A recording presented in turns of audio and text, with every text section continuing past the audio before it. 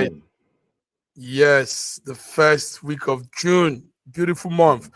You know, June is like that month when everything starts afresh.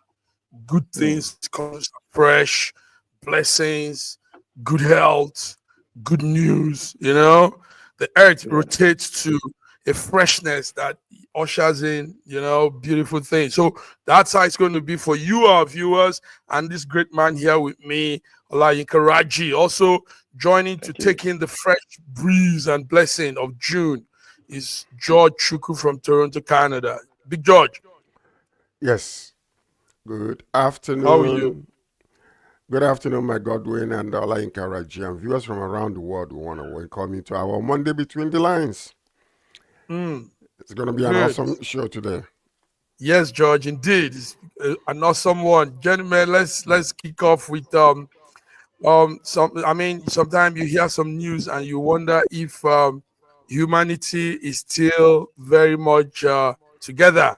Well, it's what we're hearing from. In fact, the meeting is going on now. I don't know if you guys have it. The Russian and the Ukrainian delegates are presently in Istanbul for a second round talk of peace. Um, we know what happened last time they met together, but this time it looks like it's going to yield some things. Let me start with Yinka. How do you see this? Are you following As, as, that? Take note, as, as at last night, there was heavy launch of about as, 117 drones. Mhm. as long as the usual meddlesomeness and interlopers are kept out of this meeting, I'm sure everything will come out right. Both parties want peace, despite what happened the day before. Both parties want peace. Yes. Despite what happened the day before, um, George, we know the day before. Sorry for that. The day before, like I was saying earlier, Kiev launched 117 drones on the military base inside Russia, and that's a big one to come on Russia this time. So they are hitting themselves, but they are coming on the peace table. How does that look to you, George? Well, whatever have a beginning must have also have an end, some kind of way. So Mm-hmm. we see what has been going on, and Mm-hmm. we saw that Russia thought it was going to be a few days war, that Ukraine would succumb and be defeated. But it's more than how many years now? The war has been going on, trillions upon trillions of dollars wasted around the world over this, and thousands upon thousands of lives lost. They're trying what the best they could, but there has been a 2 3 days localized ceasefire that they had. Yes, Mm-hmm. that's what it is, localized ceasefire. But the today's event Mm-hmm. that took place in Istanbul Yes. resulted there was no agreement whatsoever. Okay. So George, you're giving us real time now. Good Real one. time, yes, Real there is time. no. That's No right. agreement so far. So Okay. Russia rejected the unconditional ceasefire that Mm-hmm. Ukraine was actually presenting. So as a result of that, they ended up not agreeing, but decided finally that they will continue the peace talk between the 20th of June to the 30th of June. So whenever they decide to come back again. So, but as of now, um, they didn't reach any agreement whatsoever. So, but there is hope that they will, eventually, because enough is Raji, enough. thank Yes. you, George. Raji, George just gave us the real time. I didn't know Yes. they've come to that point. I was following the Yes. meeting when it started earlier in Istanbul. Mm. So, Raji, with this that George have said now, um, Mm. that means we're going to have more weeks of heavy bombardment. That's what it means. I, Because no. I don't think so. I don't think so. I say both of them are tired of the war. Let Okay. interlopers keep out of the war. Let Mm-hmm. Europe stop all this saber rattling.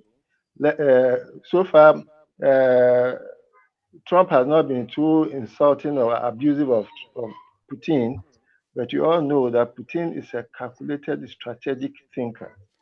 Okay. So if there have been a disagreement now because uh, Ukraine presented an unconditional ceasefire, then it's only but they are still talking. They are They're still still talking. talking.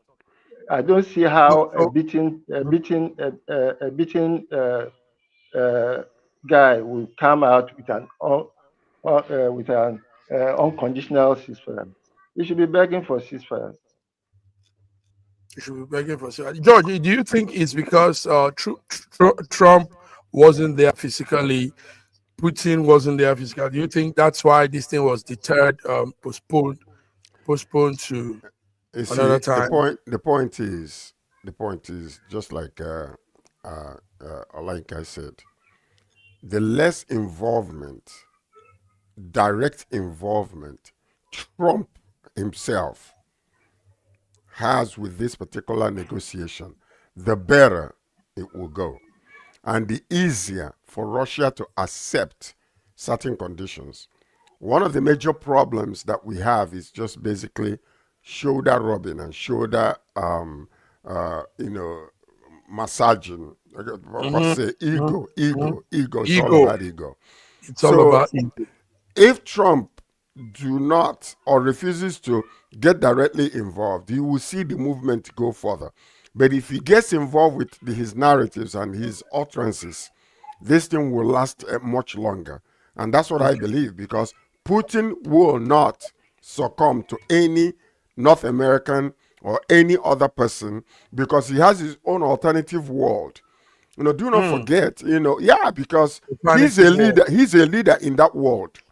Yes. He's a leader in the polarized world right now with Okay. a lot of other people under him. So Under if him. Trump comes to dictate or you know the way he has been, Putin will not Hmm. accept it. Take him to Okay, the bank. viewers, we're discussing what is happening in Istanbul.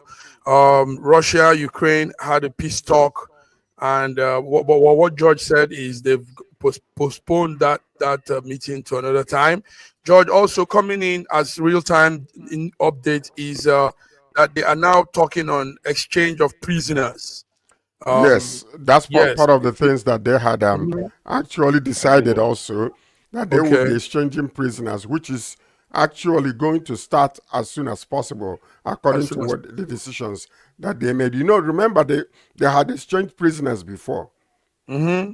Yeah, Hmm. recently, but they're continuing, and it gives us a little hope because it means like these people are really thinking about reconciliation. They're thinking about resolution. They're thinking about Yes. diplomatic way of ending this war and War. to start rebuilding. So that's what Thank it you, is. George. So, viewers, we have viewers joining us. Viewers, this is it today, Monday, Between the Lines, and we are talking the peace accord that is supposed to be in Istanbul, but has been postponed. But there is hope. Also, exchange of prisoners. Russia said they agreed to return about 6,000 soldiers and offered to a 3-day ceasefire. George, it's a 3-day ceasefire they've agreed to Yes. on certain points of the front line to facilitate those collection of bodies and everything.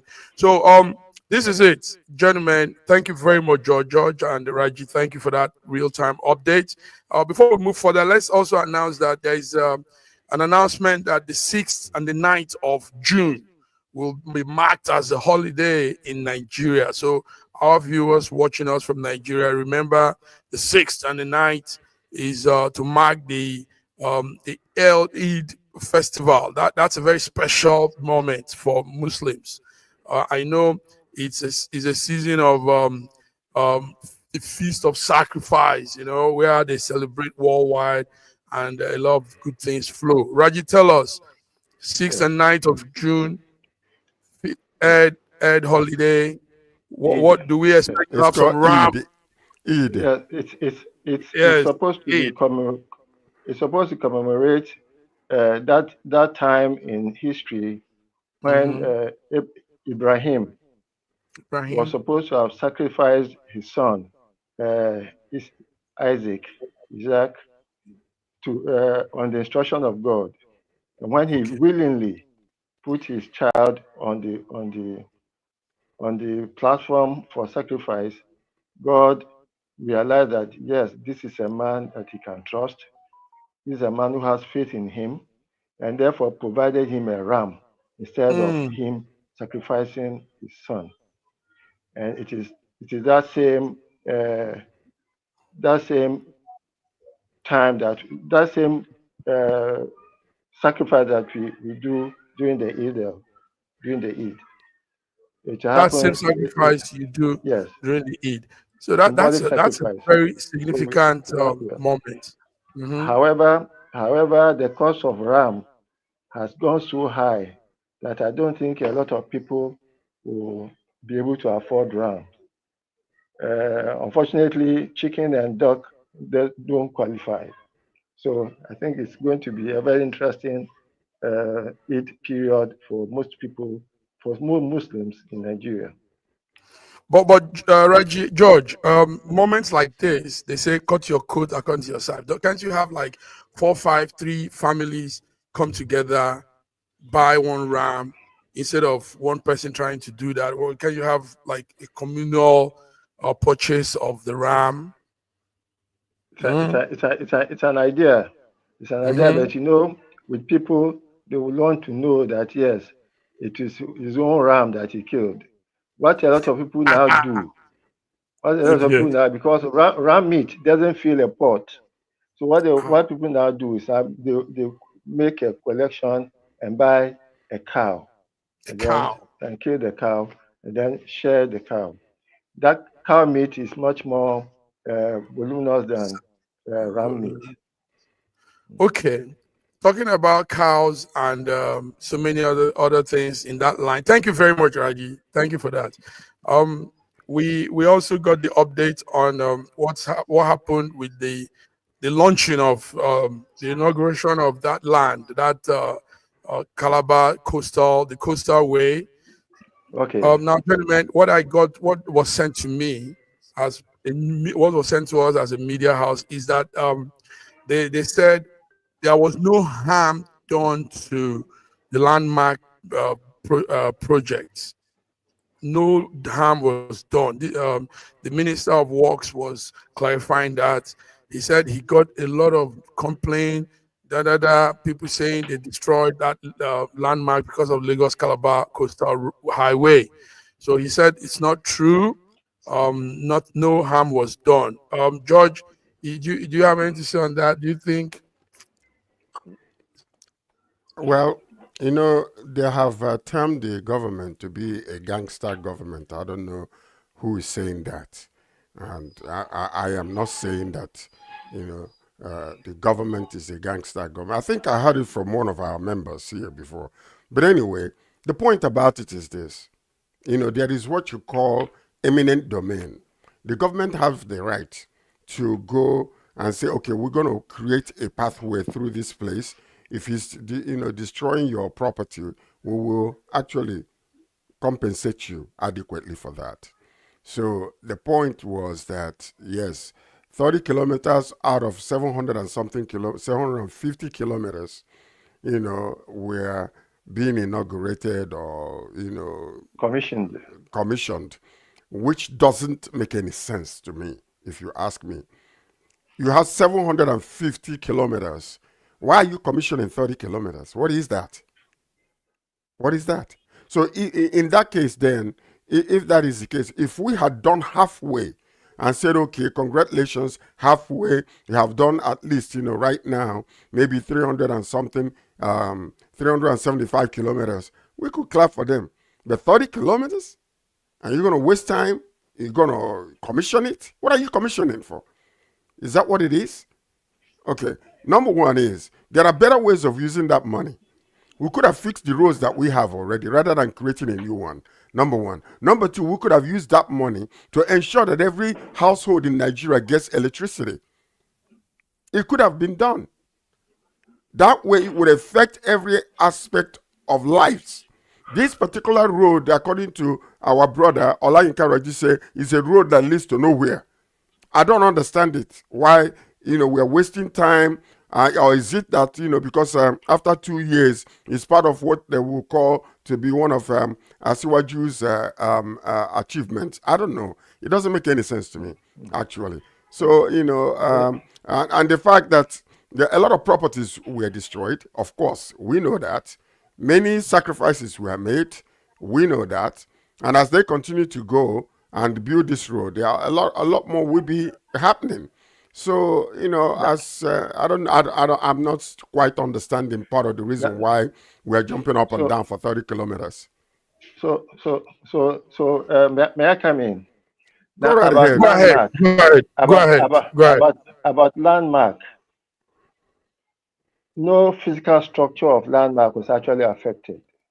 However, right in front of their structure was a big space where they were using for the for the coastline things that they were doing. It was a fantastic sea beach for landmark to use. It doesn't belong to landmark, but it's something that they were using, and they were using profitably, and the government would have been getting a lot of funding from it. It wasn't as if landmark was touched at all. It was not touched, but the space in front of it that they could use for a beach, and that sort of shrank uh, landmark space backwards, so that landmark now seems to be curtailed by that. And you can see the road flying right in front of the instead of leaving the shoreline quite clear, they have now encumbered the shoreline with a road that leads to some. Look, don't let us talk. Then commissioning 30 kilometers, that is 4% of a 750-kilometer highway, is to me very, very childish, very, very unserious. It shows clearly that we are not serious. Anyway, but I've said it before that the logic of government is makes meaning to those in government. And when you are not in government, you'll be surprised about the logic that you get from government. Makes meaning to those in government. Gentlemen, George, apart from the landmark issue and commissioning that 30% of a road, 30 kilometers, Four the, percent. the, Okay. the other story we heard is they say by the time this thing is done, this Lagos Calabar coastal highway will generate $12 billion in its first decade. Gentlemen, George, The $12 billion. only way And is going to be mm, generating that amount of money if they have a toll gate. They okay, have what? Toll gates. toll gates, Toll toll. gates. We are Like when talking. you We are talking Oh, dollars, Sir George. listen, the only way we generate any money, I said, Okay. any money, if they have toll gates. I don't know what they mean that is going to generate 12 billion or whatever the case might be. I don't know Hmm. where that calculation is coming from. The roads we have already, what kind of money are they generating Are they for? generating? Are they generating right now?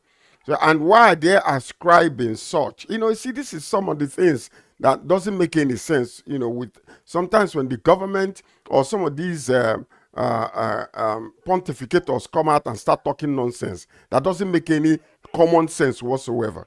Where are they getting all this money they're going to be generating from? Where is it coming from and why? You're building a road with our money. And then you're saying that it's going to be generating 12 billion. What kind of 12 billion? Is it going to be 12 billion because transportation will be now easy for people to carry goods and services from Calabar to Lagos? Or I just don't, you know what? Sometimes, this, the people that are in government right now, they defy all logical or explanation in things that they do. I don't get it. Unless Even if somebody else can even tell me exactly what they mean that the road will generate 12 billion. Or are they trying to I think they're just trying to justify, the well, kind of money that they're spending. that comment is coming from um a governor who's a Timma of Imo State, and Forget that one. how I don't know how articulate he is with um statistics and numbers. obviously he has no no articulation at Articulation. all. In fact, Okay. I don't even, well, if when you see how he became governor, you understand the logic that he has, you No, the know, point about it is because that we call this psychophancy type of statement. Comments. Yeah, it's comments. worse. Because all it is you wanna, what's his name? The Senate president came and constructed a new song for the president. Yes. All George, tell us about that. no, Tell us about that. I The mean, new song. yeah, Um, this uh, Nigeria is gonna be better and all that kind of stuff. uh-huh, But the uh-huh. point about it is, Under we can sing all Tinubu. the song we want to, until the people on ground, the common man, begins to feel the positive effect of this government. They can sing all they want to, they can shout all they want to, they can pontificate all they want to. The bottom line to it is, when it starts from the bottom up, then we will realize all we're seeing now But is top to bottom, because the top 3 percenters, the politicians, they are enjoying, they're eating money, they're enjoying themselves. The people on the bottom are dying every day. There are no, kwashiorkor but happening in some parts of Nigeria because of malnutrition. So but you then but think then but about then it. but then, George, the government has been honest enough to tell us that whatever they are doing is not for the present, it's for the future, and they do not care whether we live to see the future or not. Well, Whatever the you government is see, doing is for the future. It's not for the yes. present. So if you're expecting anything for yourself for the present, I think maybe you should depend your grandchildren should be looking forward to something. That Well, is you if see, they are if they are why they're pushing forward to the future, why people are dying today. That's not that's what they have government. said. I'm That's telling you not what go- they have that, said. So now we are planning for the future with the death of the present. So how are you going to get any future when the present is dead? So that's why I say their logic is Okay. is Very, is very interesting. unimaginable. Very interesting logic. Gentlemen, thank you very much. Viewers, we're talking about what happened during the weekend. Landmark was not affected. The Umai, Minister of Works in Nigeria, is telling us while they were building the coastal highway and launching, it, inaugurating the 30 kilometers. excuse me, Commissioning. if my memory Mhm. serves me right, Yes. that particular uh, coastal line, in front of that beach where they destroyed, did they Mhm. not afterwards go to the other ones that they rejected originally before they started destroying those things? Yes, they sort of shifted it away for some time. Yes, but you see, look, there's no clarity. There's no clarity. As There's a no matter of clarity. fact, yes, as a matter of fact, nobody knows the exact route now. Nobody knows the exact route. Except for the 30 kilometers they have done, nobody knows the exact route. Hmm. Because after some time, we are told that the terrain in Ondo State is so bad that uh, putting a road there could, could endanger the road. Hmm. Meanwhile, the terrain in Ondo State is the best you can think of until you enter the Delta area, where there are no solid ground for you to even build anything on. Much more. Hmm. Viewers, you're hearing from the experts. Yeah, Raji, thank you. You are telling us how it is. Let's come to another story that's very vital to our country and to the citizen. George, a lot of time we talk of oil, oil, oil, and that's one major source of income the country relies on. Now, what we heard is there's mass scale of oil theft going on in Nigeria. And yesterday, the naval chief, Ogala told us, Chief of Admirals, Chief of Naval Staff, Emmanuel Ogala says that we need to increase the manpower to boost the efforts to curb oil theft. Gentlemen, let's talk about this because these are some of the topics people don't talk about sometimes. I don't know why, but it's important we address it. George, do you think that it's about manpower? It's about more security, more manpower to check, because I believe that some of these oil theft are also happening from the powers that be. So even if you have a million security men watching, it will still pass through because these powers control the Nigerian oil. Gentlemen, what do you say? We have two. We're supposed to be having 2 billion. Is it 2 million barrels of oil? Two But billion barrels, yes, is it 2 billion? every day. Yes, 2 million, Two 2 million, million two barrels. million, Yes. 2 million barrels. every day. Now, yeah, but now we have what we are doing is about 1.6 of that. But in actuality, we are producing more than 2 million barrels Okay, because most of them are well planned and orchestrated strategy to be extracting this gas, this fuel money, and then is enriching, the top some people's military pockets. men and some of the government officials.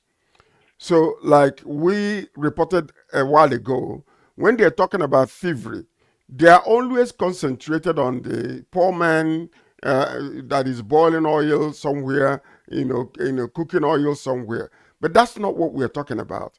The main thievery is coming with big ships coming into these Tankers, areas, yes. tankers carrying crude oil out, well orchestrated, well planned, and instrumentally done. That's what they're doing.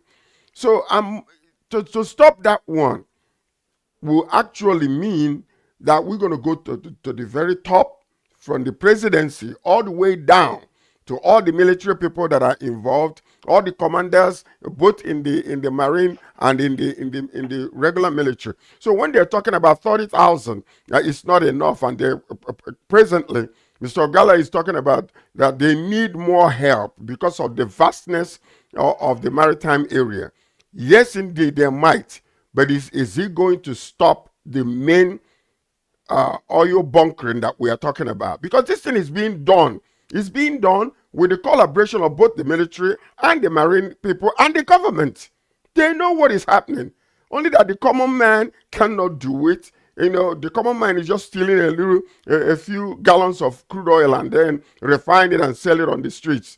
So surveillance, they say, has improved. Number one, but they still need they still So, need so, a lot of equipment to help with monitoring this thing, and so, the people that are caught are just common men that are just boiling this oil. The main so, so, thievery is from so the what, top. what is, what was the security arrangement the government had with Tompolo,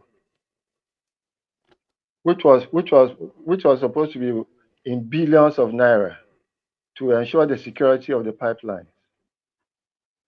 And how many, look, this thing is a well organized mission. It's a mission for those who are involved. That's why when some soldiers were killed in Okwama, the reaction was swift, very, very swift, swifter than when Boko Haram attacked a whole barracks. Because if what happened in Okwama was not stopped immediately, it could degenerate into something else. The soldiers who are protecting the bunkering will be at risk. Therefore, an example has to be made immediately of the Okuma village.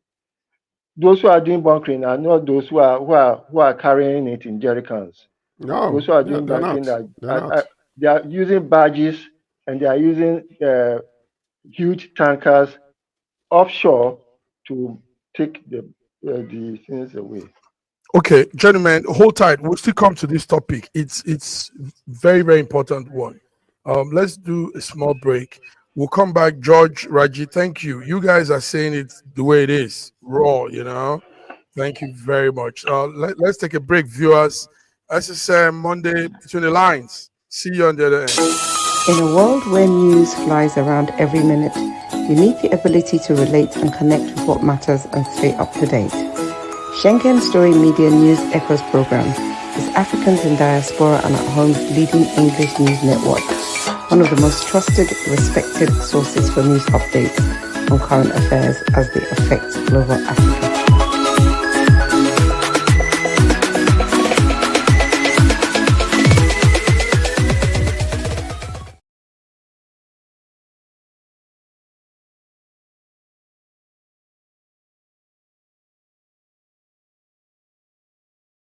Elevate your new week. Fuel your success. SSM invites you to kickstart each weekday with our news update, Between the Lines, featuring the week's top news and analysis, and the most attention-grabbing lines, deciphering world event.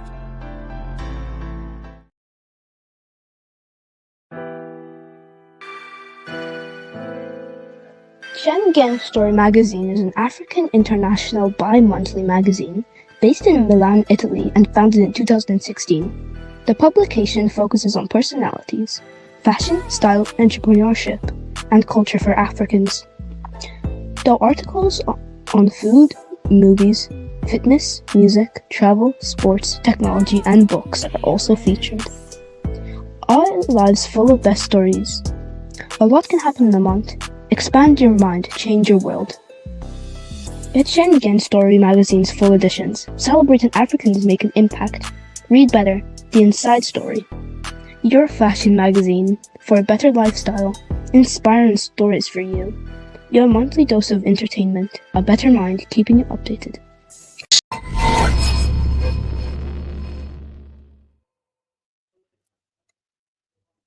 All right, viewers, we're welcome back. Welcome back, George. Second segment. So, crucial topic, because there lies the our source of income, as they've termed it. Even though we could look into other diversify into other angles of making money for our country, but the oil is the main G. So, George, you were saying something. You said the oil gallon and the rubber tanks are not the real thief. They That's don't. They nothing. don't make any dent. They don't really make any Yeah. dent whatsoever. What makes dent is the millions of gallons of crude oil that are being shipped out of our country, known to the government, known to the major people that are controlling that country. They know about it. And these are the money, when they get this money, they share it among themselves. So the military gets their own portion, the Navy gets their own portion, and all the politicians, most of them, they get this money also. So, the thing about it is that for Nigeria to be able to be fixed, yes, indeed, I know that the government is looking to the future and all that kind of stuff. But the point about it is we have to make trading in Nigeria, export and import of goods into Nigeria, to be a little friendlier. Okay. Because we can be exporting agricultural products out of our country to different parts of the world. And we have enough population around the world today that even if we say, let's target only Africans or only Nigerians that are abroad, that will yield a lot of billions of dollars. Because our people, we love our food. So, but the point about it is shipping goods and importing goods has become an issue. That, even when you want to export goods now, all of a sudden, by the time you go through all the red tapes and the bureaucracies and everything else that is involved, your profit is all done. So we have to go back to the books and begin to make sure, look at Ghana, this little Ghana that you see, most of the products we have here in the stores are being manufactured in Ghana. I'm telling you. So that, and then the people are being encouraged to package these goods, make sure that it meets all the requirements and all the specifications, and they ship it out. And they're making millions of dollars that way. Nigeria is number one place that can. We have a lot of, a lot of land in Nigeria. That if we decide to be shipping, we can feed the whole entire Africa with our agricultural products. If the government will specifically zero in their energy and their attention into this food insecurity that we have in our country. And it will yield us a lot. We have gas. Okay. We have gas in Nigeria. Why is it Yes. that we are not moving gas as much as we're moving oil?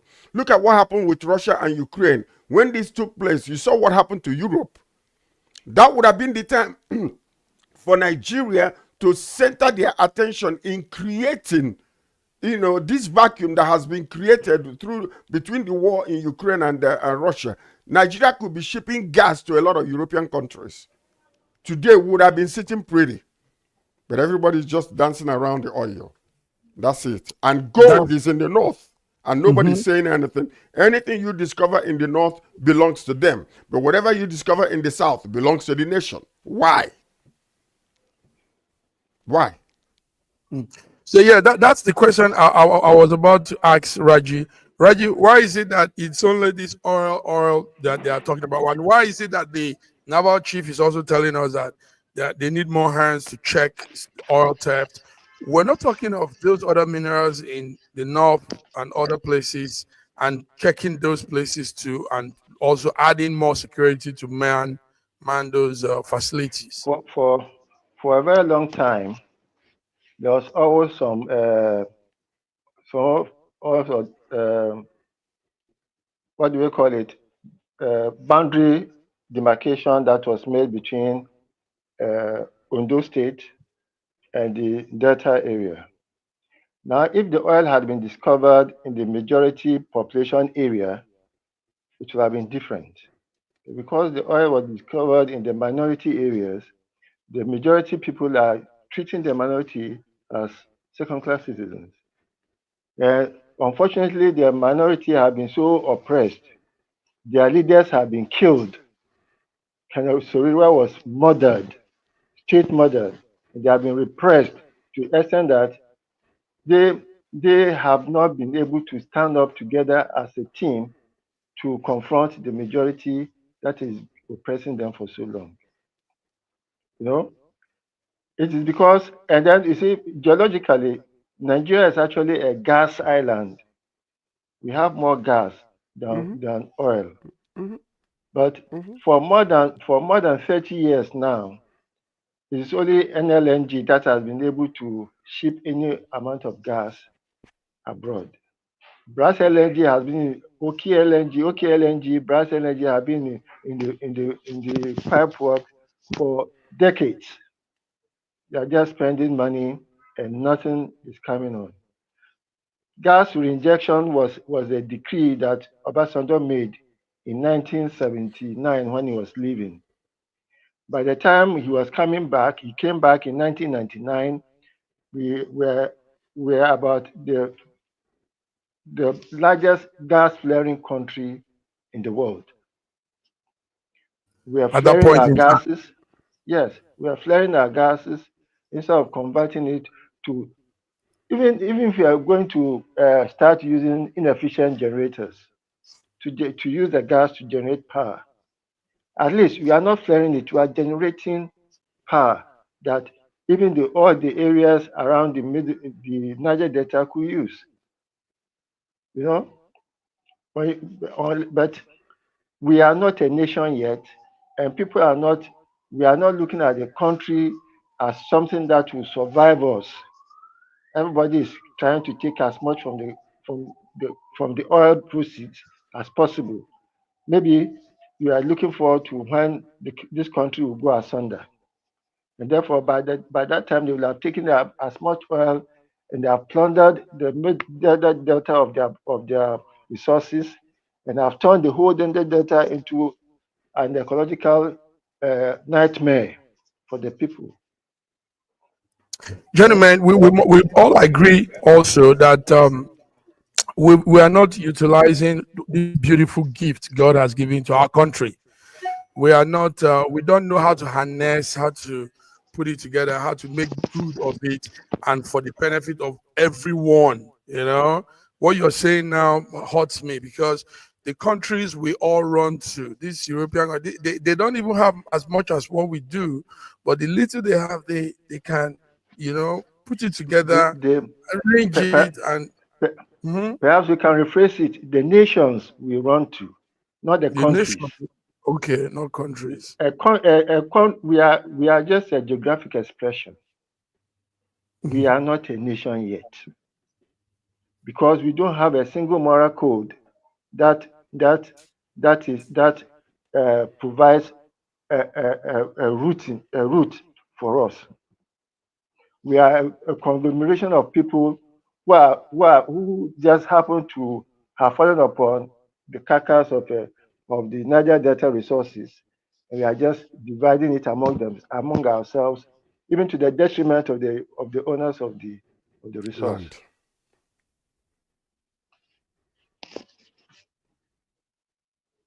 Land. George, even your state is added to that.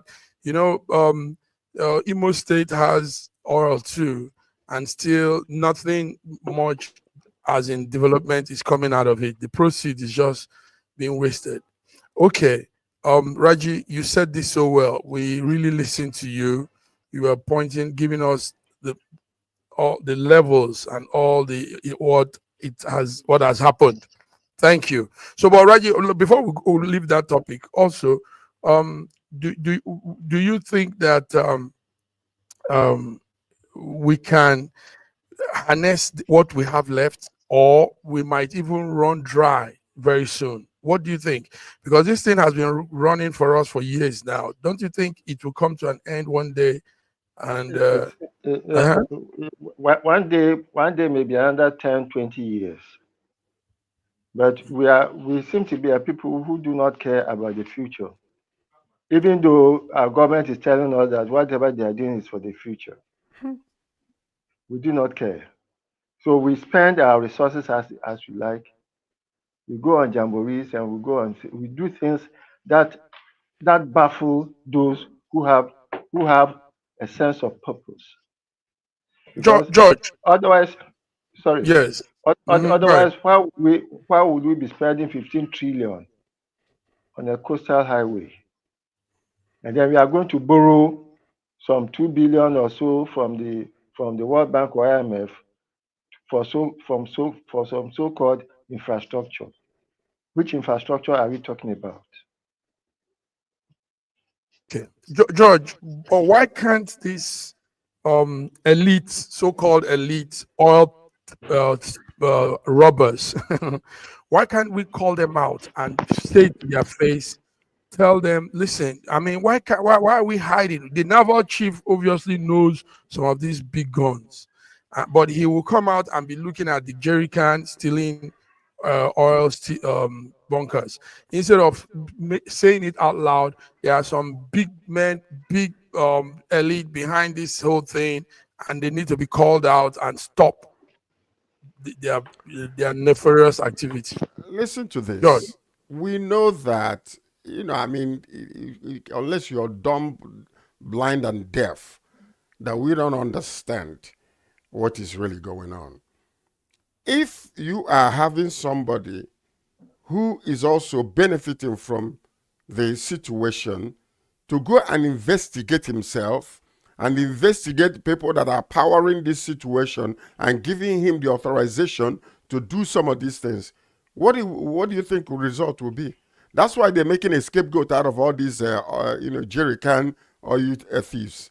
That's why they're making it, to show, oh, we are doing so well. We are doing so well. Oh, security is even better now than before. But we need more than 30,000. More than 30,000? You know what 30,000 is? Do you know what 30,000 is? It's a lot of people. It's a lot of What was it? people.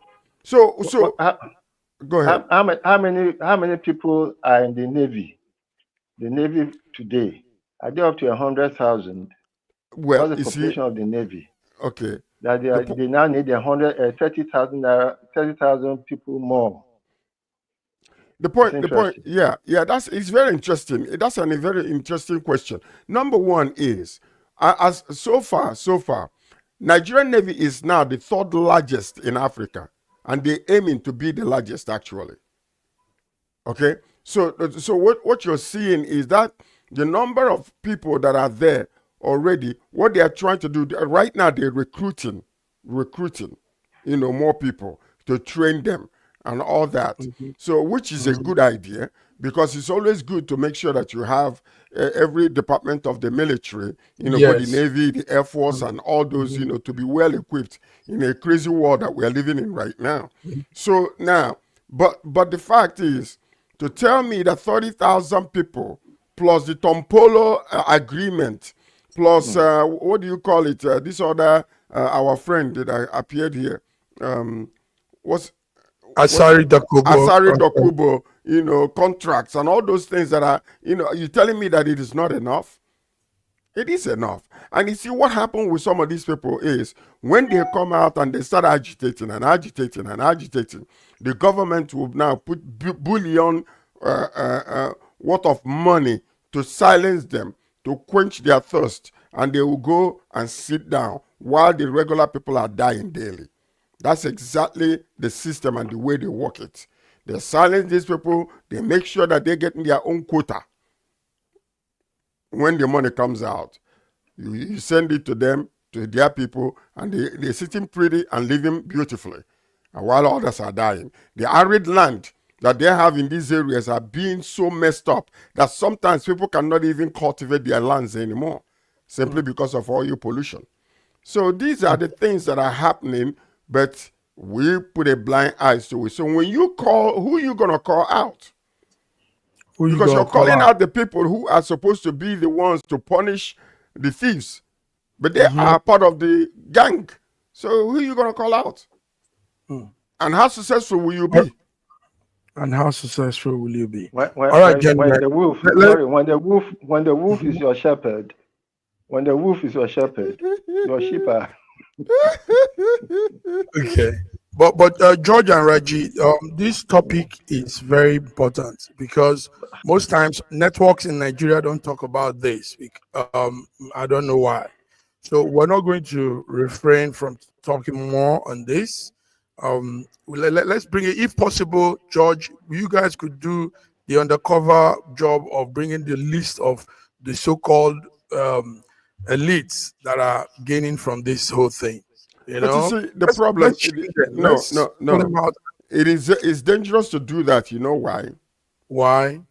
The reason is that this underground operation is so secretive that it is very, very difficult that when you start mentioning names without any paper trail, you can get yourself in trouble. That's the major issue, because it could be considered speculation rather than newsworthiness. And that's the problem there. So when you start mentioning some names must have already been dropped out somewhere where we know. But because you don't have any direct evidence of saying that, you cannot. Because if you do it, you could get yourself in a huge trouble by mentioning names without any paper trail or any direct link to that individual. These things are Okay. being done in the middle of the night. Yes. So okay. Let's leave. Just quickly, look. Before Buhari came in, he mentioned that subsidy was a scam. Now, get this very straight. The guy who was sentenced last week for subsidy scam got 1.2 billion naira by just presenting an invoice. A former governor of Bauchi State had mentioned on national TV, and he said he had complained to Buhari then that we are making too much money from this. So, as George was saying, there's a clique who are making money out of this subsidy scam. If you go in there, the guy who was sentenced knew about the scam, and he now also tried his own. But those people who are in the scam will not let him, because he's not part of them. That's why he had to be thrown out. He had to So be that thrown he will out. not, So it doesn't destabilize their own scam. terrible. So Anyway, subsidy is a scam. So whatever subsidy was removed was because the person who removed subsidy was a coward, was too cowardly to go after those who have been collecting money freely, because it was a scam. So it is you people who are now paying for the scam. The scam is still ongoing, and we are paying for it. Before our time is fast spent, but there are still a few things to talk about, gentlemen. You all heard of that 8 people that were hurt, George, that were hurt in Colorado fire attack. A suspect came and started shouting, "Free Palestinians, free Palestinians," and multiple people were injured as he threw fire. George, what was that story? Well, it's a very, very a serious issue there. A man shouting "Free Palestinians" attacked a pro-Israeli gathering in Mm-hmm. Boulder, Colorado, and Mm-hmm. with a Molotov and the cocktails and Molotov, yeah, yeah. makeshift flame thrower, and was just, casualty was about 8 people that were injured between the ages of 52 to 80, 88, including a Mm-hmm. Holocaust survivor, as a matter of fact. So this thing took place in Colorado in Pearl Street Mall during a weekly demonstration by a group, uh, by this group called Run for Their Lives. Mm. So FBI labeled this thing as they labeled the attack, as a terror attack. And the guy actually is from Egypt that did this, and his name is a 45-year-old man. His name is Mohammed Sabri Soleiman, an Egyptian national. As a matter of fact, he's not even landed in the U.S. Right now. So he entered the U.S. As a tourist in 22 and applied for asylum later that year. But his visa expired in February 2023. So I think he's in custody right now. It is very I, easy. as a Thank you, matter George. as a matter What of you're seeing fact, there, what you're seeing on the screen is uh-huh, a clip from the whole thing. that's right. Viewers, the attack, the man shouting "Free Palestinians" and injured many people. Yes. George, yes. But as a What do matter you of have? fact, It is. coincidentally, today they were just talking about, one man, also a white man that put himself on fire during the Biafran Nigerian war. Yes. And Yes. today Yeah. Yes. we're just Now, commemorating that, actually, that Ojuku, before he died, told his wife to make sure that he memorialized this man. And today they were just hailing her, Bianca Ojuku, for building a beautiful structure in memory of this man who was Mm-hmm. crying out, who killed himself as a result of the it's Biafran Nigerian war. it's Mm-hmm. very easy. It's very easy to tag uh, the guy as a terrorist. Very easy.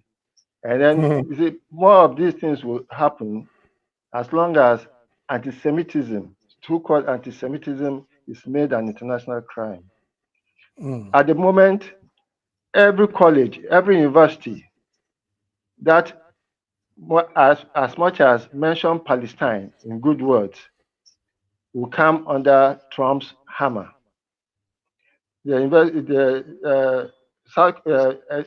many universities are losing their loans, are losing their funding because of students' protests on campuses demanding free Palestine, where people cannot demonstrate against obvious genocide worse than the so-called Holocaust that the Israelis are taking as an excuse for rendering worse treatment to other people. There will be more of these attacks. Mm. Okay. Thank you, Raji. Also, George, I think it was last week. We didn't talk about that.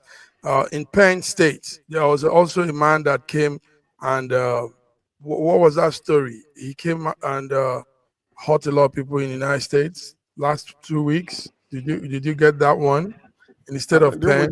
Didn't we talk about that? I thought we talked. Okay, that's gone. But too, we had so many of those cases all around. Even in the UK, there was this one of somebody crashing through a crowd of Liverpool fans. Liverpool fans were celebrating, and an ambulance was going through the crowd. So that person also used his time, his own, as the ambulance was going. He also used that space to want to move through, and thereby killing two people and hurting hundreds of many people. But as he was trying to go through the road. Did that have anything to do with Palestine? Well, that one has nothing to do with Palestine, but we Okay. have all of these, and sometime when they go Okay. down, it could be one of such. All right, Okay. gentlemen, George, thank you for that update. Before we close, it's almost time. Let's talk about the events that happened during the week, the sporting events. We had the football matches. Yes. There was this match the Nigerian team won. It's called Unity Cup. Unity Cup have been on for some time now. This is the third year, and we faced off with Jamaicans. We beat One. them 5-4 years. We won. So want to say kudos to the Nigerian team for beating the Jamaicans to win the Unity Cup. Then also we had the UEFA Cup. I don't know if you guys follow football here. Yeah. Um, yeah, the Europeans had their league, Champions League, the annual match they play, and surprisingly, Paris Saint Germain, that French team, won. They beat Inter Milan. It was really 5-0. interesting. 5-0. Yes, 5-0. Um, Paris Saint Germain, PSG won over Inter.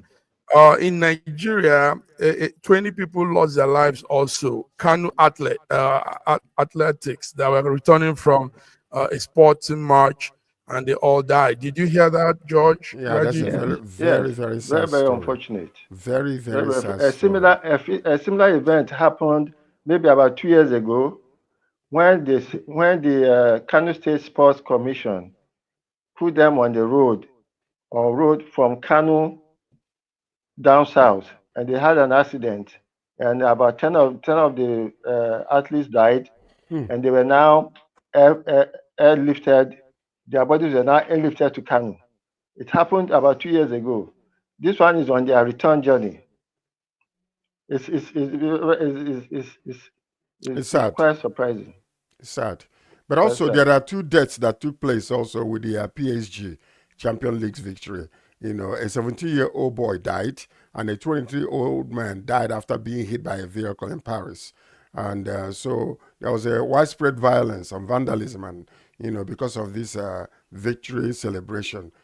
So bus shelters smashed, cars touched, and shops were looted because of this. Mm-hmm. And this Mm-hmm. should not be when we are celebrating victory. Why does it go into rioting and looting? It doesn't make any sense whatsoever. Money is Uh, involved. you know, No, it doesn't make Betting. any sense. Actually, making, it's just these young people trying to vent their. I mean, they exaggerate their excitement to another level. Yes. can you just Sometimes, imagine the amount of damage? 264 vehicles were burned, yes. 192 people injured, Mm-hmm. Mm-hmm. including police officers and firefighters. 559 people arrested nationwide, including 491 in Paris. I mean, Yes. okay, this is getting out of hand. I just don't get it. Indeed, indeed, What it's is getting out of this? hand. Yes, they actually France is known for such wild. I don't know. They just go too overboard Yeah. when expressing their excitement, You know, and now this is going the crazy. interesting thing is that there was a time when football was for poor people. Poor Mm-hmm. people were playing for the entertainment of rich people. Now, rich people are playing for the entertainment of the poor. All right, gentlemen, Somewhere, let's crop it up with this one. This is very interesting story. I want to ask you. The young man you see there is called Lukman Ademolu Lukman. Now, he started from the UK. He played and he's been going very far. In fact, he won the CAF African Footballer of the Year 2024, and he also was nominated in the Ball d'Or nomination, and he's done some really great feats for himself, for Nigeria. Now, the thing now is this: he says he prefers his allegiance to Nigeria. That is a very good decision he has made than the allegiance to the UK. George, this is the reverse of many people. Is that Well, not so? it's a catch Uh-huh. 22 type of situation. I mean, damn you do, damn you don't. The point is he going to Okay. be making enough money playing in Nigeria than he would have made playing in in the UK? That's the major Mm, question. Is he sacrificing the kind of millions that he could have been making if he was in, and playing for UK versus no. playing for Nigeria? So He maybe wants to money play is not. for, not in Huh? Nigeria, Say what? for Nigeria, not in Nigeria. Say for that again. Nigeria. Hmm. Yes, he wants to play for Nigeria. Well, It's not that he okay. wants to be playing in Nigeria. No, that would be stupid decision. Oh, okay. Yeah, okay. But he's still with a UK team, though, right? Yes, he's still with the UK team, but he wants So to he's making play that millions. But abroad. when it comes to match, you want to join Nigerians. He wants to play for Nigeria. Yes. Okay. How does that work, though? What if his No, team? it's okay. A lot of foreign Nigerians do players, that. Yeah, a lot of yes, foreigners do do that. that. Yes. Yeah, they join their own. But he was honored actually by Tinubu, our president. So which Mm-hmm. was very very good. Because I think he won the best player. Um, and then also when it comes to sports, also Pascal Mm-hmm. Siakam from Cameroon he also won. The best player for the I think is the Eastern. Is it the Eastern? Yeah, Eastern Conference Championship. Championship. Okay. Yeah, basketball. Yeah. Basketball. Okay. Yeah. Wow. Thank you. So that means, George, you could make your allegiance to Nigeria when it comes to international issues than standing for Canada. I love my country. That's why I'm praying that. That's why I keep on praying for Asiwaju, that Asiwaju will God will grant him the wisdom, so he will do the right things at the right time, in the right way, so that we all can come home. Asiwaju, Yes. I'm praying for you. Oh. I'm praying for you, Asiwaju. I'm praying for you. Don't forget the chieftaincy title we gave you in Igbo land, though. Dike Uh, Sinamba, Oifebo. So we thank you. Please remember, we the diasporans are wanting to come back home to Nigeria. Make okay. it take care of the security, take care of these roads, and take care of the infrastructure, lights, and everything. We will be back. We will Thank be you. back. Nice. On that note, Raji, are you also claiming allegiance to Ukraine, to Russia instead of Nigeria? I am a Nigerian. I love my country. I just hope that the country will be run well, not by some egoistic leaders who think that they know all. Yes, Mm. if they can only be, if my people can only be humble and call on me, I'm ready to help them. So Oh, says the and Lord. call on you too. Imagine calling So on says the Raji. Oh Lord. yeah, call on Raji, Nigeria. He needs Raji could also make inputs in decision making. Raji, don't laugh. I mean, we don't know where it's taking us to. That's All right, right. Yes. gentlemen, you were awesome. Beautiful beginning point. George, thank you. Well, Raji, thank you very much. God Have Yeah. a good bless evening. the Federal Republic of Nigeria. Amen. God bless our president and the leadership in Nigeria. God take away all the corruption and create an even ground for everybody to operate. Amen. God cannot take away all